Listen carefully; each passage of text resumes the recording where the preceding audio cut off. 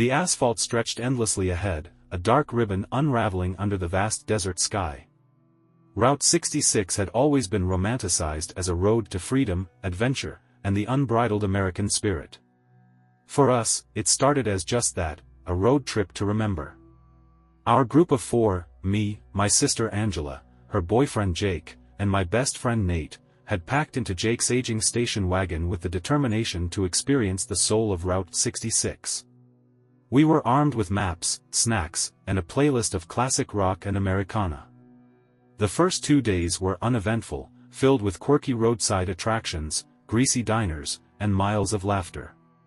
The landscape shifted as we passed through states, from the flat plains of Illinois to the rugged red rock terrain of New Mexico. It was late on the third night when we first saw him. Angela had taken the wheel while the rest of us dozed in varying stages of discomfort. The radio buzzed faintly with static as we cruised down a desolate stretch of highway, the only light coming from our dim headlights and a sliver of moonlight. "Hey, are you awake?" Angela's voice broke the silence, shaky and urgent. I stirred, rubbing my eyes. "Yeah, what's up?" "There's someone on the side of the road up ahead," she said, her hands gripping the wheel tighter. I leaned forward, squinting into the darkness. Sure enough, a figure stood by the road's shoulder. A hitchhiker, clad in what looked like a tattered denim jacket and jeans, their head tilted slightly down as if staring at the ground. "What do we do?" Angela asked. Jake stirred in the back, groggy. "Just drive past. It's the middle of nowhere, could be dangerous." We passed him slowly, our car brushing the edges of the cracked pavement. I couldn't help but look at him as we drove by. His face was obscured by shadow, but I caught a fleeting glimpse of something pale, a grin, maybe, as he turned his head toward us. Angela shivered. "Creepy. What kind of person just stands out here like that?" "Probably waiting for someone dumb enough to stop," Nate muttered, sitting up. "Let's just keep going." And we did. The hitchhiker was forgotten within minutes, lost to the dark miles behind us. But it wouldn't be long before he returned. The morning sunlight cut through the grime on the station wagon's windows as we pulled into a rundown diner on the edge of a ghost town. None of us had slept well. Angela insisted the air in the car felt off after passing the hitchhiker, and her unease seemed to seep into all of us. The place was as classic as it got, checkerboard tile floors, red vinyl booths, and a jukebox that looked like it hadn't worked in decades.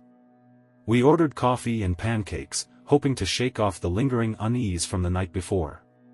Angela stirred her coffee absently. "Did anyone else feel weird last night? Like, after we passed that guy?" Nate smirked. "Weird how? You mean creepy hitchhiker vibes, or did you just eat too many gas station burritos?" Jake chuckled, but Angela's glare silenced him. "I'm serious," she said. "It felt like he was following us, somehow." "Angela," I said gently, "it was just a guy by the road. Nothing more. We've already put miles between us and him." "Yeah, and he's probably still standing there," Nate added. But he wasn't. The first time we saw him again, it was late afternoon.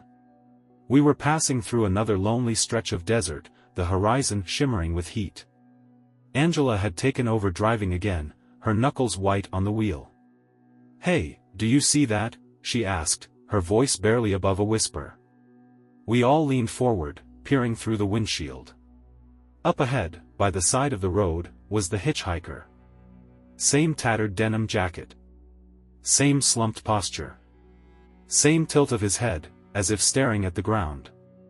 "That can't be him," Jake said, sitting up straighter. "It's gotta be," Nate muttered. "There's no way two guys dressed like that are hanging out in the middle of nowhere." As we got closer, I realized something was off. His clothes looked exactly the same, not just similar, but identical.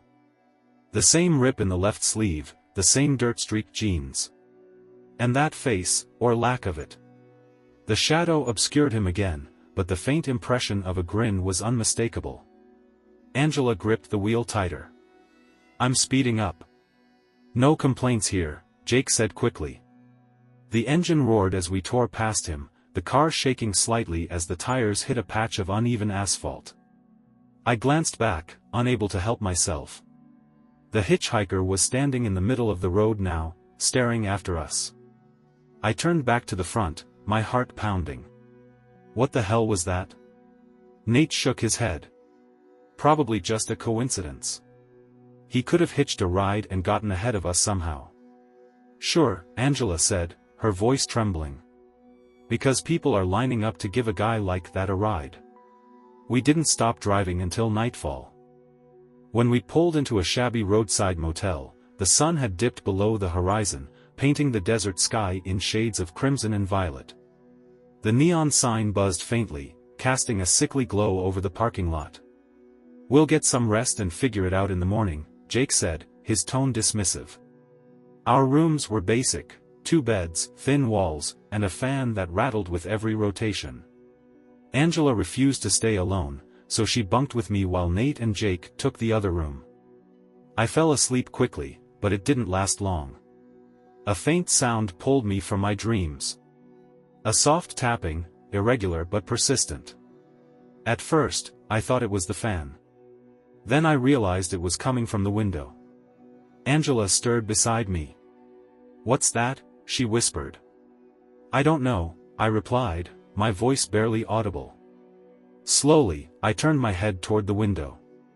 The curtains were drawn, but a faint outline was visible against the fabric, a figure standing just outside. My breath caught in my throat. Angela sat up, her eyes wide. "It's him," she whispered, her voice trembling. The tapping grew louder. The tapping at the window felt like it was drilling into my skull. It wasn't frantic, but deliberate, each sound evenly spaced like a metronome. My heart pounded as Angela grabbed my arm, her nails digging into my skin. "What do we do?" she hissed. I didn't have an answer. My legs felt frozen, my breath shallow and uneven. The outline outside the curtain didn't move, just stood there, perfectly still, perfectly patient. "Should we call someone?" Angela whispered. "Who?" I shot back. "The motel manager? The cops? What are we even going to say?" The tapping stopped abruptly, and the silence that followed was worse. Angela's grip on my arm tightened. "He's gone," she said, her voice trembling with a hint of relief. But I wasn't so sure. Slowly, I slid out of bed, motioning for Angela to stay where she was. My pulse raced as I crept toward the window. Every instinct screamed at me to stop, to turn back, to ignore whatever was out there. But I had to look. I reached out with a trembling hand and pulled the curtain aside. Nothing. The empty parking lot stretched out before me, bathed in the pale glow of a flickering motel sign. No hitchhiker. No figure. Just silence and stillness. "He's gone," I said, trying to sound confident. Angela nodded, but her expression didn't soften. Neither of us slept much that night. Morning came, and with it a sense of unease that clung to the air like a heavy fog. Jake and Nate were already loading up the car when we joined them. "Sleep well?" Nate asked with a grin that didn't quite reach his eyes. "Not really," I said, my voice flat. Angela didn't say anything, just climbed into the back seat. Jake glanced at her, then at me. "What happened?" I hesitated. "We thought we heard something last night," I said, keeping my voice low. "Something, or someone?" Jake asked, his face darkening. Angela cut in. "It was him. I know it was him." Jake and Nate exchanged a look, but neither said anything. The drive felt longer that day, the road stretching endlessly before us. We passed through small towns that seemed abandoned, their streets eerily quiet, their buildings worn and faded under the relentless sun. We didn't see the hitchhiker again until late afternoon. Angela was the first to notice him this time. She let out a sharp gasp, pointing toward the horizon. There. Ahead of us, by the side of the road, stood the hitchhiker. Same tattered denim jacket. Same dirt-streaked jeans. Same unsettling tilt of the head. Okay, what the hell is going on? Nate asked, his voice rising.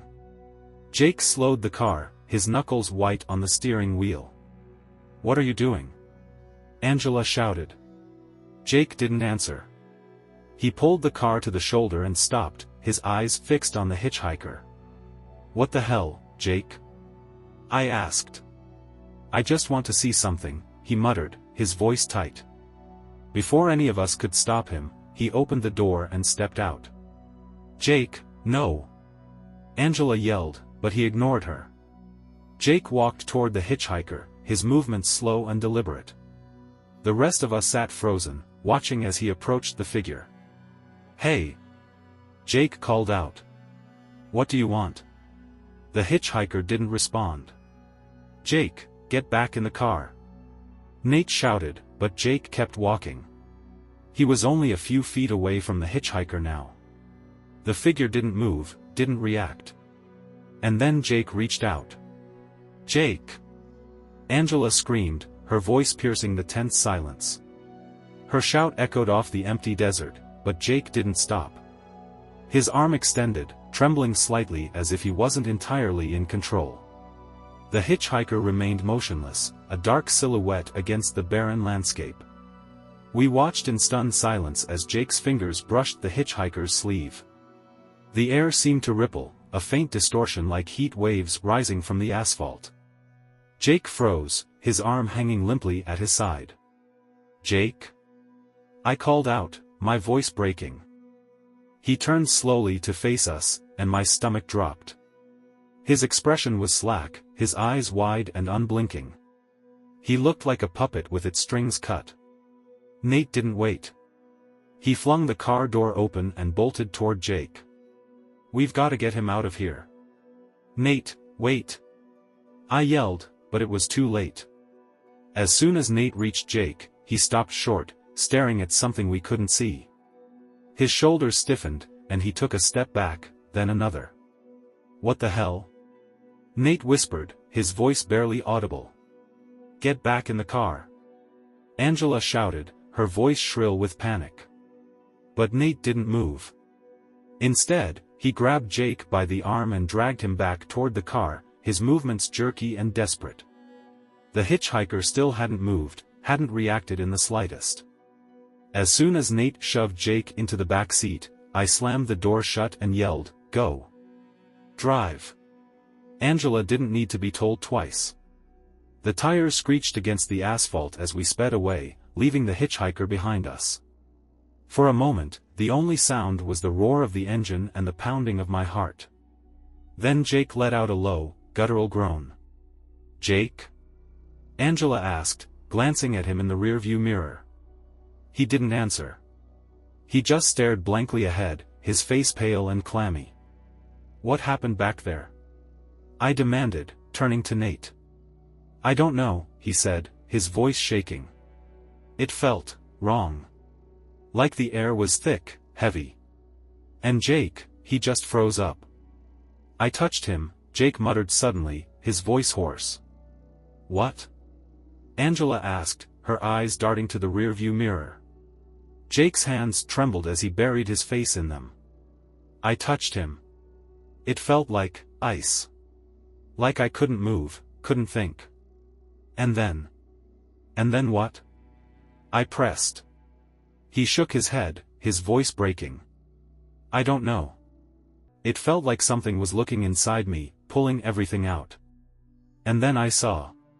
Saw what? Nate asked, leaning forward. Jake looked up at us, his eyes glassy and distant. I saw us. All of us. Dead. The car fell silent. Night fell quickly, and with it came a creeping dread that settled over us like a shroud. We pulled into another motel, too shaken to keep driving. This one was even worse than the last, dimly lit, with peeling paint and a musty smell that clung to everything. Angela refused to stay in a room alone, so we all crowded into a single unit with 2 beds. Jake sat on the edge of one, staring at the floor while Nate paced back and forth. We can't keep going like this, Nate said finally, breaking the silence. We need to figure out what's happening. What's to figure out? Angela snapped. There's something wrong with this road, and that guy, whatever he is part of it. We need help, I said. Maybe we should call someone. Who? The police? Nate asked, his tone biting. And tell them what? That we're being haunted by a hitchhiker? We can't just do nothing. Angela shouted. Jake looked up suddenly, his eyes hollow. It's not going to stop. What? I asked, my voice trembling. Jake's hands shook as he gripped the edge of the bed. He's not going to stop until... Until what? Angela whispered. Jake's gaze locked onto mine, his expression a mix of fear and resignation. Until he gets what he wants. What does he want? I asked, dreading the answer. Jake didn't respond. Instead, he slowly lay back on the bed, his breathing shallow and uneven. That night, I dreamed of the hitchhiker. In the dream, he stood at the edge of the road, his face obscured by shadow. I felt myself walking toward him, unable to stop. When I reached him, he tilted his head up, revealing a face that wasn't human.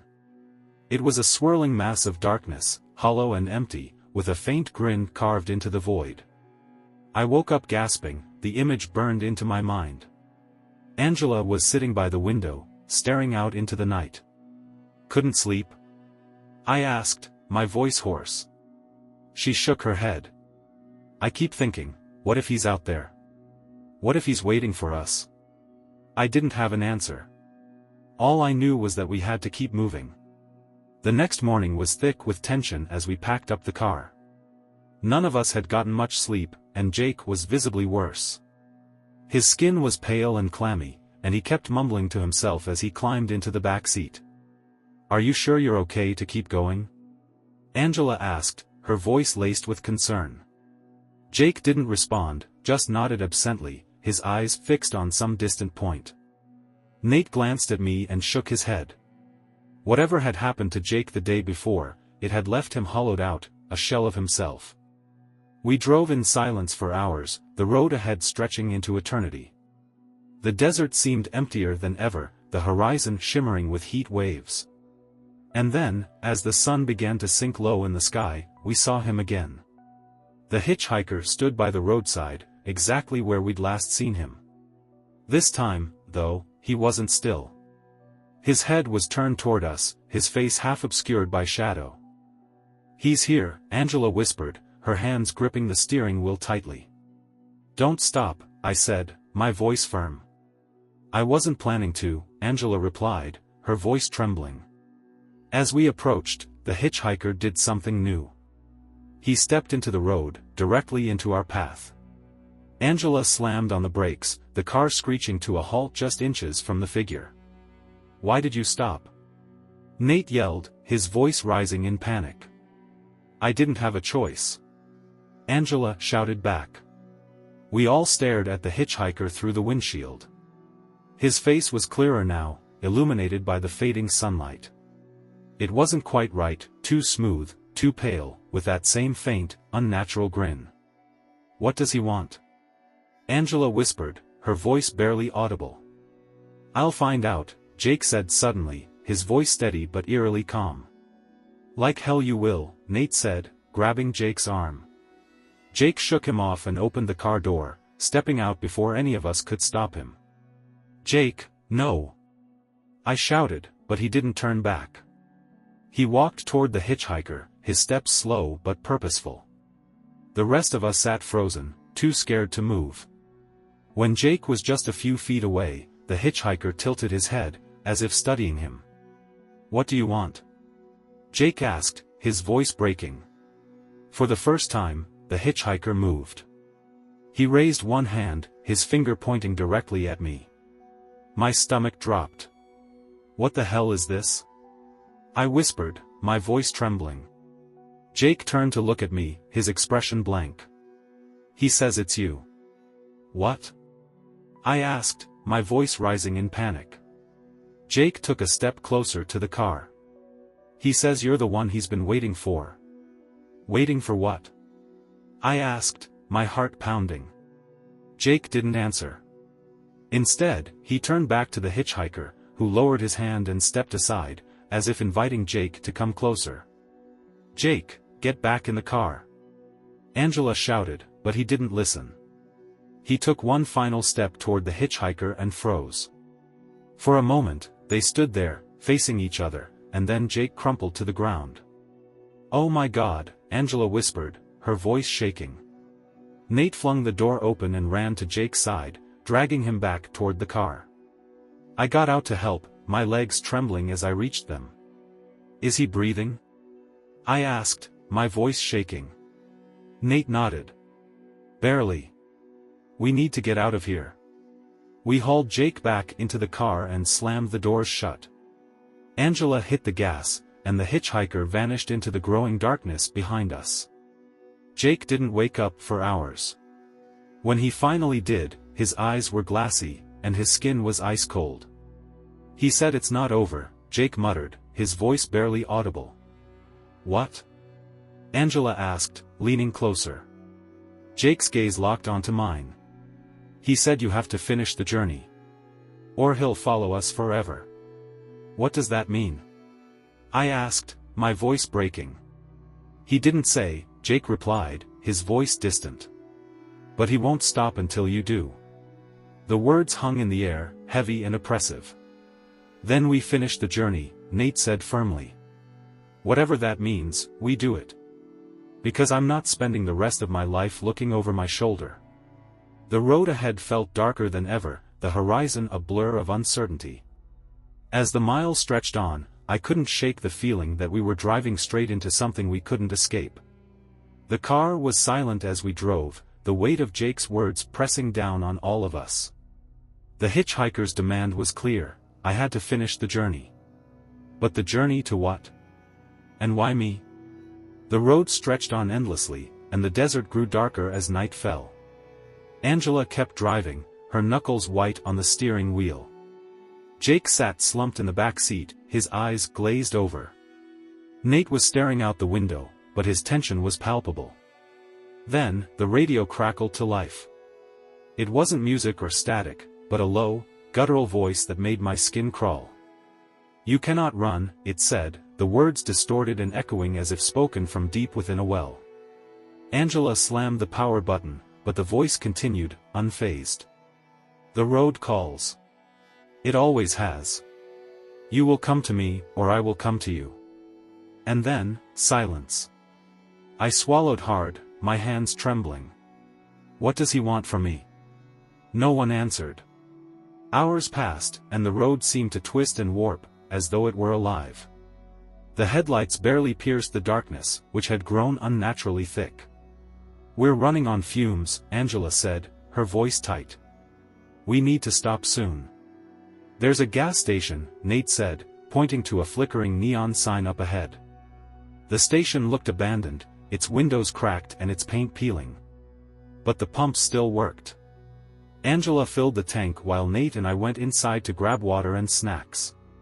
The air inside was stale, the shelves sparsely stocked.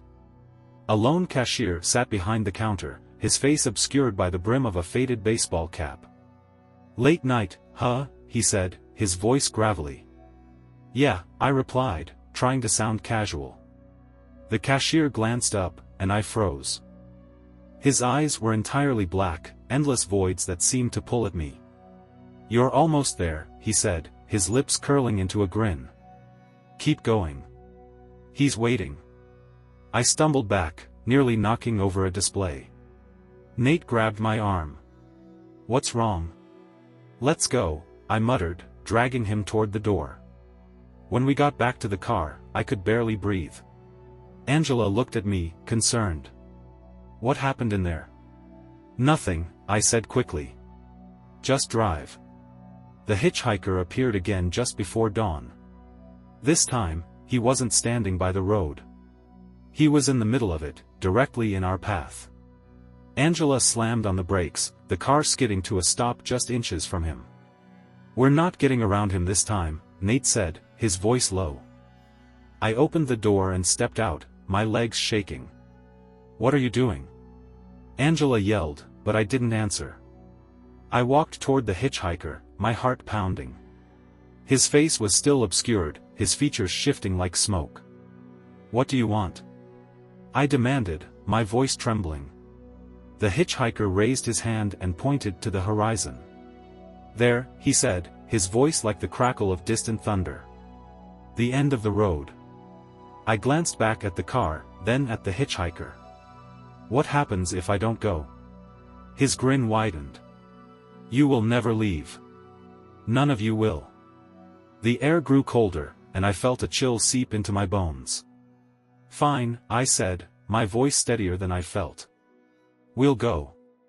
We drove for what felt like hours, the landscape growing more surreal with each passing mile. The sky turned an unnatural shade of red, and the road seemed to ripple beneath us. Finally, we saw it, a rusted metal archway that spanned the road, its sign barely legible, Route 66, end of the line. Beyond it was a cliff, dropping into an endless abyss. "What the hell is this?" Angela whispered, her voice trembling. The hitchhiker appeared in front of us, standing by the edge of the cliff. "You've reached the end," he said, his voice echoing in my mind. "Step forward." I got out of the car, my legs trembling. The others stayed behind, too scared to move. "What do you want from me?" I asked again, my voice breaking. The hitchhiker tilted his head. "Your choice." "What choice?" "To continue, or to end." I stared at him, confused. "What does that mean?" He gestured to the abyss. "The road never ends unless you choose to leave it. But leaving has a price." I glanced back at the car, at my friends who had been dragged into this nightmare with me. Then I looked at the abyss, its darkness calling to me. "I'm not jumping," I said, my voice firm. The hitchhiker's grin widened. "Then the road continues." Suddenly, the ground beneath me shifted, and I stumbled back toward the car. The hitchhiker faded into the air like smoke, his laughter echoing around us. We drove away from the cliff, the road stretching endlessly ahead once more. None of us spoke, the weight of what had happened pressing down on us. But as the sun rose, the landscape began to shift. The road grew busier, the desolation fading into towns and cities. We had escaped, at least, it seemed that way. But deep down, I knew the hitchhiker wasn't finished with us. The road never truly ends. The sense of relief as we left the cliff behind was fleeting. Even as the desert gave way to signs of civilization, small towns with gas stations, convenience stores, and the occasional diner, none of us could shake the feeling that something wasn't right. Jake, now in the back seat, stared blankly out the window, murmuring under his breath. Angela kept glancing nervously at the rearview mirror, as if expecting the hitchhiker to materialize behind us. "We're free, right?" Nate asked, breaking the silence. No one answered. The first sign that we weren't free came when we stopped for gas in a bustling little town. The air was warm, and the streets were alive with the hum of cars and chatter. For the first time in days, things felt normal. But as we stepped out of the car, a chill ran down my spine. Across the street, leaning against a lamppost, was the hitchhiker. "No," I whispered, my throat tightening. Angela followed my gaze and froze. "How is he here?" "He was behind us." "Maybe it's not him," Nate said, though his voice lacked conviction. But it was. There was no mistaking the tattered denim jacket, the dirt-streaked jeans, or the unnatural grin that never quite reached his shadowed eyes. "What does he want now?" Angela asked, her voice trembling. Before any of us could answer, the hitchhiker raised a hand and pointed directly at the car. "We need to go," I said, my voice firm. Angela didn't argue. We piled into the car and sped off, leaving the gas station, and the hitchhiker, behind. The second sign came that night.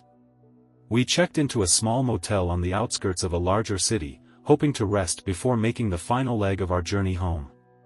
The clerk was cheerful, the room clean, the beds inviting. But when I stepped into the bathroom to splash water on my face, I froze. In the mirror, just behind me, stood the hitchhiker. I spun around, but the room was empty. "Everything okay?"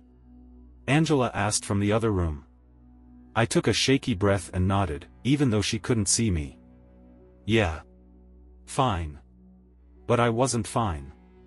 None of us were. Jake's condition worsened overnight. His skin grew paler, his breathing shallow. He muttered in his sleep, his words incoherent but frantic. By morning, he couldn't stand. "We need to get him to a hospital," Angela said, her voice trembling. "No hospital's going to help with this," Nate replied, his tone grim. "What do you mean?" Angela demanded. "Whatever's happening to him, it's not natural," Nate said. "It's him. The hitchhiker." Angela looked at me, her eyes desperate. "What do we do?" I didn't have an answer. The final sign came at dusk. We were driving through another stretch of highway, the city behind us, the horizon stretching endlessly ahead.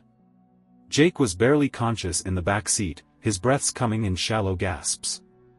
And then, without warning, the car began to shake. "What's happening?" Angela shouted, gripping the wheel. The lights flickered, and the engine sputtered. The car veered to the side of the road, coming to a halt as if some invisible force had seized control. We sat in stunned silence, the only sound the faint hum of the cooling engine. And then we saw him. The hitchhiker stood in front of the car, his shadow stretching impossibly long in the fading light. "It's over," Jake whispered, his voice barely audible. "No," I said, opening the door. "It's not." "What are you doing?" Angela yelled, but I ignored her. I stepped out of the car, my heart pounding, and walked toward the hitchhiker. "What do you want?" I shouted, my voice breaking. He tilted his head, his grin widening. "The road doesn't end until you let it." "What does that mean?" "You know what it means," he said, his voice echoing in my mind. I glanced back at the car, at my friends, at Jake, who was barely holding on. I understood. The road wasn't just a path, it was a trap. And we had become its prisoners. I turned back to the hitchhiker. "If I go, will they be free?"